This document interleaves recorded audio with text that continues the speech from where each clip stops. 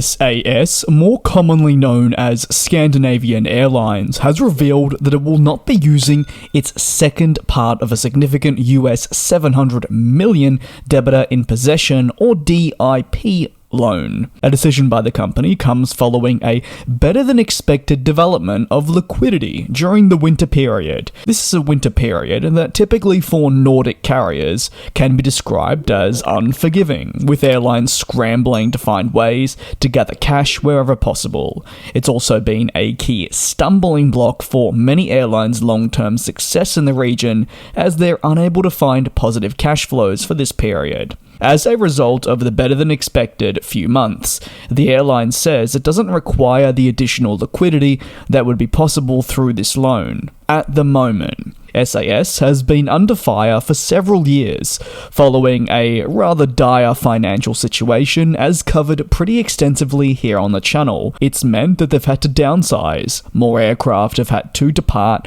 and a whole lot more. Subsequently, it's just been a major transformational program to improve the overall business, liquidity, and their position within the industry.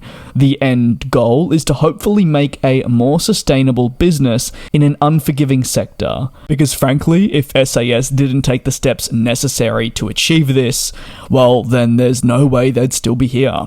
While the airline says yes, it doesn't require the secondary part of the loan at the moment, it hasn't ruled out eventually needing it.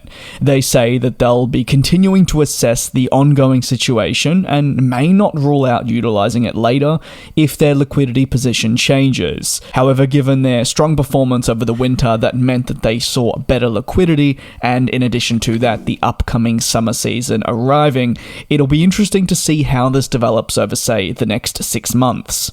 SAS have been a mainstay of the European and also global aviation sectors for more than half a century. However, while its current situation is seemingly improving, where SAS once was at the lowest of the low really highlights how unforgiving the aviation industry can be, even for well-established airlines such as SAS, which have been around for a considerable period. It doesn't mean it's all going to go perfectly. As I will always say, while having government backing or funds that are continuing to come in can be beneficial for an airline, sometimes that does stop, so no airline is truly safe.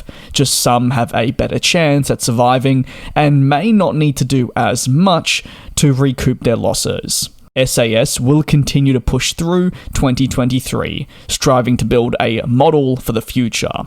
This means the carrier also wants to ensure that it can exit Chapter 13 bankruptcy protection by year's end.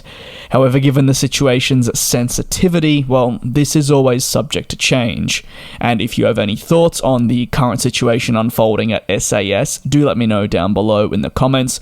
Always a very interesting discussion that they provide, and with some fantastic news in this period, it's great to see that finally for once we may have some positive developments surrounding the Scandinavian carrier. Thank you very much for watching, take care and be safe, and I will see you next time. And we'll fly.